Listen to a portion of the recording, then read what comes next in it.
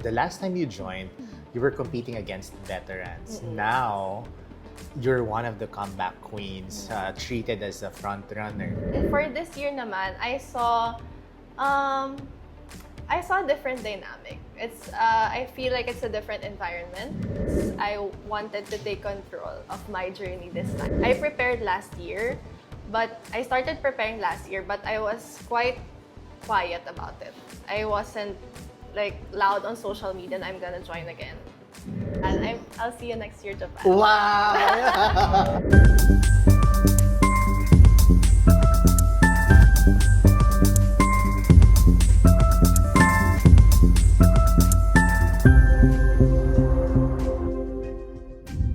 So, welcome back to Binibining Pilipinas. Welcome back to me. How do you feel, Anne, in terms of, kasi this is another run for Binibining Pilipinas. Do you find it something different or anything different? Any different from the first run? From the first try. For me, it is different. It's a lot different in my personal preparation because I know what to expect now. And also, parang I've been through all parts of the competition. So I know which ones I should focus on. So parang alam ko na rin kung saan ako mag-improve. And I think that is also my edge from the other candidates. But at the same time, a lot of things still feel so familiar. Like for example, the organization, they're still very caring. They're still so welcoming. When I first told Kuya Jun that I'm gonna apply for Binibini, he was so happy because they were actually asking me to join way back pa. So parang I still felt the family in Binibini. So that for me is one of the most familiar things that is still in Binibini. Kumbaga parang this is your second seal and certificate na you are a Binibini. Again. So, take us back to that moment, and when it came to you that you want to join Binibining Pilipinas again. Ano yung trigger moment na yun? For me, there's no trigger moment. Kasi when Binibining Pilipinas 22 ended, right after the coronation, when I didn't win a crown, I was sure na I'm gonna join again. So there was no moment of parang, okay, sasali na ulit ako. Walang ganon. Kasi from that moment, I was sure. For me, it was just a matter of when ako maging ready. Because syempre, I wanted to come back in a way na I'm stronger. I'm more mentally prepared. I'm more physically prepared. And even financially prepared. So, yeah, I waited for 3 years and I'm here again. I'm really grateful. So, pero of course, you know, the camaraderie, the sisterhood, and you mentioned, no, caring pa talaga. I mean, it feels like it's home. Super. It for is you. home. Yeah. Can you describe that moment when they called your name again, you know, as part of the official candidates of Binibining Top Pilipinas? 36. Yes.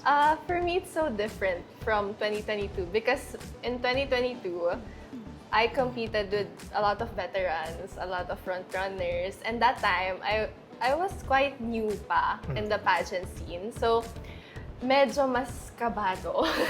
As in super kabado kasi I remember in 2022 I was one of the last girls to be called. So I was really shaking. I was feeling so cold and very nervous. But then this year, I think, since nga I prepared more, I know what to expect. So, mas confident ako na tatawagin ako. So, ayun. Pero I'm really thankful because I was part of the first 5 girls to be called. So, bawas ka ba? So, mas nakahinga na ako. So, parang, okay, tapos na. Naalala ko yan. Wala kang isa ka sa dun sa 5 tinawag sa... Wala agad dun sa final screening. So, what was your family's reaction? Oh my naman? God. Sino unang nakaalam? Was it tita or your mom? Actually, no. The first people to know was my team. Okay. I wanted them to be aligned na I'm gonna join again. Because of course, they all know na I want to join Binibining Pilipinas, but we also had to consider a lot of things. Like, for example, my age, my prototype, if I'm more fit for this pageant or what. But I really pushed myself and the team na Binibining Pilipinas talaga. I want to come back at Binibining Pilipinas. So they were the first one I had a meeting with, my TCIT, yung TCI family. And then, when everyone was aligned, I told my mom, si Tito Menji. Pero from the very start naman, my mom is so supportive. Like, she had no doubts. She has Super. always believed in me. And, of course, my dad, medyo nag-alanganin siya. Talaga? No, he asked me, are you sure that you're going to join again? Because I was working na, diba? I was working full-time as an accountant. So, medyo I have to go on a leave again.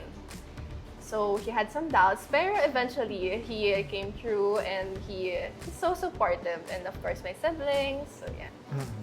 How has this journey so far changed you as a woman and as a Filipina? I know it's a similar kind of, journey as Binibining Pilipinas. Pero sabi mo nga kanina, it's a different kind of journey this time. So how has it changed you so far? So much. I have grown so much from my very first pageant from Binibining Pilipinas 2022. I have grown so much as a woman. I have matured. I have developed into this person na I never imagined to be. I have learned so much, as in sobrang dami ko natutunan na I'm capable pala of more, not just... I've always thought to myself na I'm just capable of some things, na I'm not capable of facing the public, walking in front of the public wearing swimsuit and strutting a gown. I've never imagined myself. Pero when you realize na kaya ko pala, you'll develop a certain level of confidence, a certain level of self-esteem na you can actually do more for yourself, for your community, for your family, for the people who believe in you. So, sobrang dami talagang natutunan. And more than that, I've also learned that a lot of people actually believe in you. Yeah. A lot of people actually support you. Syempre, this is not my first pageant. And there's a factor of questioning yourself na, am I really fit to become a beauty queen? Am I really fit to win a crown? But with all the people who believe in you, your team, your family, your friends, it's just so inspiring and motivating na parang kaya talagang makapanalo kasi they have so much faith in you. It's a different kind of motivation. Yes, Parang, definitely. It fires up your will talaga to move forward and continue. So, how does it feel, or what in your perspective, what does wearing a Binibining Pilipinas sash mean to you? Especially it's your second time around to wear. It's still Batangas, right? Province, yes. It's still so surreal. I have always dreamt of becoming a Binibini. Actually, I started watching Binibining Pilipinas when I was in grade 6. I started watching it with my mom because my mom is actually a frustrated beauty queen. Binugo talaga si Tito. Hi, Ma! Aminado naman siya because she grew up very shy, but she's very beautiful and tall. So she was actually fit to become a beauty queen when she was younger. Pero yun. She didn't have time to pursue. Yeah, she didn't have time. And then, yun, I feel like I'm living my mom's dream. So I started watching Binibining Pilipinas back in grade 6. And then from that moment, sabi ko, one day I will be wearing a Binibining Pilipinas shirt and a Binibining Pilipinas sash. And now I'm here on my second try, still wearing Batangas Province. How about the sisterhood this time? And kasi, syempre you mentioned na the last time you joined, you were competing against veterans. Now, you're one of the comeback queens, treated as a front runner as well, diba? So, does it change the dynamics, or did it change the dynamics of sisterhood in Binibining Pilipinas? Actually, no. I'm also, just to mention, I'm very grateful for my 2022 Binibini sisters because they're so supportive. Like, most of them are messaging me, rooting for me up until now, kaya sobrang nakakataba ng puso.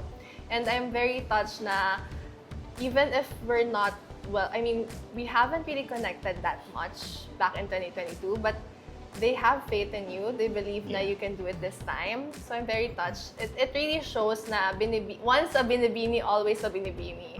And for this year naman, I saw a different dynamic. I feel like it's a different environment. Everyone's so welcoming, everyone's so warm. And also because maybe I'm one of the oldest candidates. So yeah, I'm one of the oldest candidates and most of them are way younger than me. Okay. So I can feel their enthusiasm. And for me, it's so inspiring kasi I was once like them. I was very enthusiastic, learning so much about pageantry.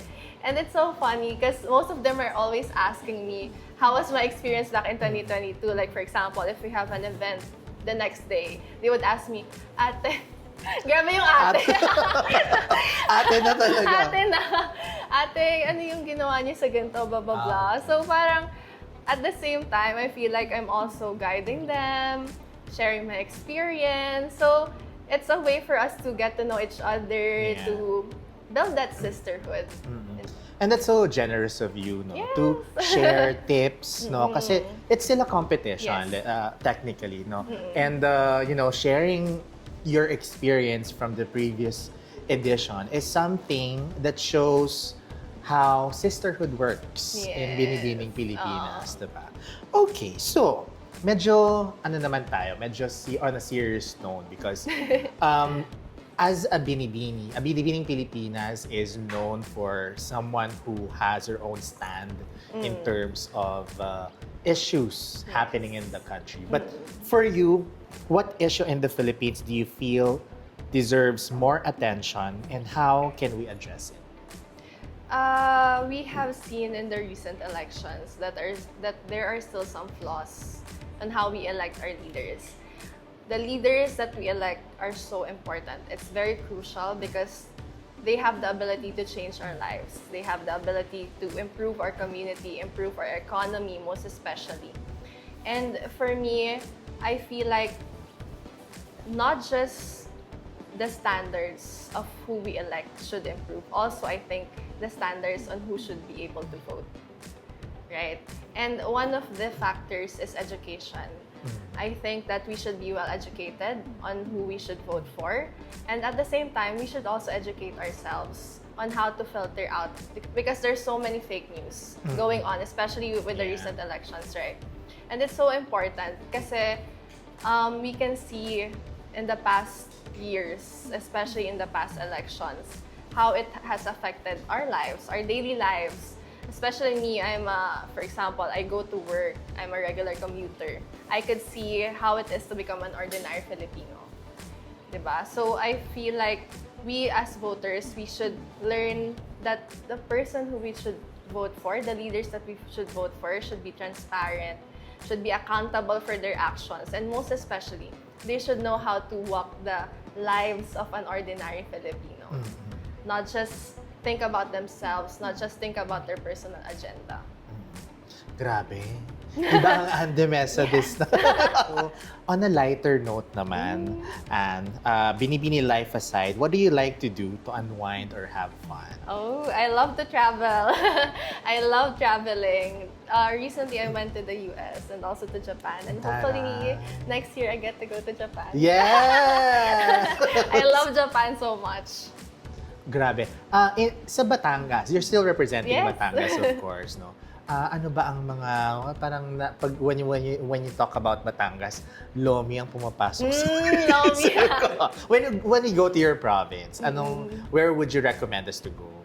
Ooh, a lot of places. Pero of course, I'll invite you to the beach because there are a lot of beautiful beaches there. And also, a lot of yummy food. Hindi lang Lomi, guys. Sorry naman. Hindi lang Lomi ang Batangas. Naglili ako sa Lomi. Pero masarap talaga kasi yung Lomi sa Batangas.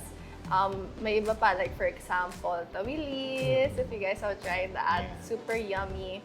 Other delicacies like our favorite fish tambakol, mga sinaing, ganyan. And yeah, I'll invite you guys to my house. Yun ang pinakamagandang destination sa lahat. But congratulations dun sa tourism video. It was so successful, really, naman talaga in terms of promoting your province, the city. Did you have a hard time going through, my God, or yes. conceptualizing? How hands-on are you in preparing for this this year? I am very hands-on. That's one thing I learned from my past journeys. I wanted to take control of my journey this time because this is my journey, this is my dream, and this time I wanted to show who I really am in my journey. I don't want to just like fit in the prototype or whatever. I wanted to show them who Anne is. And yeah, and thankfully my team is aligned with what I also want. And of course, it's a compromise. It's a collaboration on what they think is best for me and what I also think is best for myself. So yeah, and in terms of the tourism video, medyo mahirap siya. Mahirap siya kasi we also had limited time. And of course, I had to work with the government and also to conceptualize how could it be different from all the 35 tourism videos. So thankfully, my TCI team sobrang taba ng utak nila. Very creative, Very no? creative, very creative. How do you stay grounded despite the spotlight and pressure of pageantry? Because alam naman natin the perks of being a Binibini, of course, diba? The fans or supporters, we treat you as a celebrity, as a personality talaga who has a voice. But syempre, on the other hand, the spotlight comes with pressure. Yes. Especially that it's also a competition. How do you stay grounded despite this? That's so true na there is pressure, especially this is my second try in Binibini. Of course, I cannot invalidate all the risks, all the challenges that I had to surface. But for me, how I stay grounded, I always step back. I really love to pray. I really love to pray for guidance and for just for intervention. Kasi the whole pageant scene, it's not easy. It's not easy. It's we're still humans at the end of the day. And I think that is one of the biggest factors on how I stay grounded, to remind myself that at the end of the day, you are human. You're a daughter, you're a sister, more than just being a beauty queen. And I'm thankful for my family because they are one of the few people who talks to me during pageant na, okay, Anne, let's stay humble always. Keep on praying. Of course, do your best, but always stay humble, reminding me on the things that I should be reminded of. And I think also my supporters, they are my rock. How do you feel, Anna, after 2022, there's still overwhelming support that's being shared in your journey. Your fans, your followers, your supporters, mas marami actually this year. How do you feel about that? Nakakataba ng puso, as in hindi ko in-expect na same level of or more yung support na mabibigyan nila sa akin this year. Because again, I prepared last year, but I started preparing last year, but I was quite quiet about it. I wasn't like loud on social media and I'm gonna join again. Pero even during my passing of application, they have been very supportive. They have sent me so many messages of support, praying for me, believing in me. So nakakataba ng puso. It's very heartwarming, and even up until now, I'm very, very, very grateful for them. You already got used to the limelight. No. No, hindi pa. No. No. But of course, it will, in terms of privacy, kasi syempre, your private life, you're a public figure. As I've mentioned, you're treated as a celebrity, di ba? How do you handle, of course, yung social media feedback that is also being thrown or being shared to beauty queens today? One thing I learned is to not read comments so much. I mean, there are constructive criticisms from the comments. There are so many support from the comments. Pero I have so much control in myself na I don't wanna self-destruct or anything. Kasi there's a tendency if you read one comment that is kind of medyo negative. Hindi naman, it's not, I'm sure not the intent, not all people have a bad intention towards you. But sometimes some people don't think about what they say through social media, right? So for me, I'm taking control of my journey. I discipline myself as much as I can not to read comments just to avoid anything. Pero I make sure to read all messages on my DMs, especially from my supporters, and try my best to reply to them.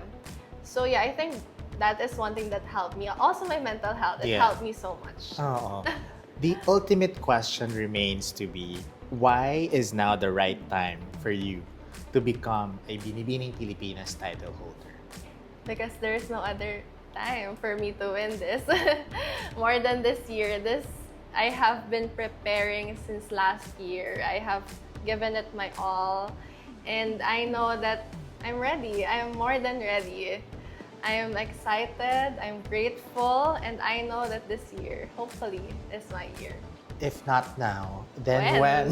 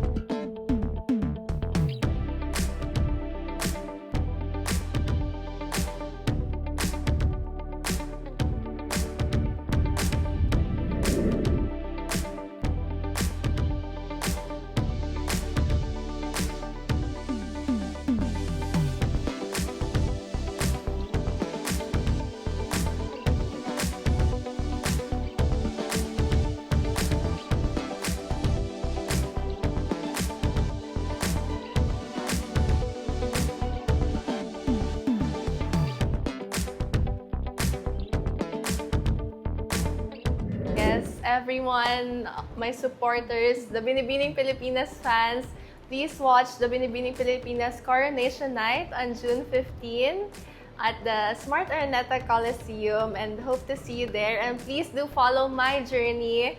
Follow me on Instagram and the Mesa, Facebook and the Mesa, and I'm also now on TikTok, guys. Follow niyo ako and the Mesa.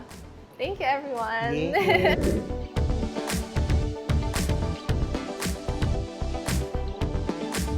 Congratulations sa press presentation. Oh my God. I mean, your gown is really talagang making waves sa mga fans and the supporters. How do you feel? Were you part of conceptualizing? Yes, I chose the color, actually. I chose the color and I wanted it to be very classy, very sophisticated, very regal. Even from the hair and makeup, I was part of the whole thing. We had the test look with my whole team. Everything was approved from the whole team. I made sure na everyone was aligned. And all thanks to my stylist, Dom Moreno, and to my designer, Daniel Manila. Sobrang pinaghirapan, di na natutulog ang atelier.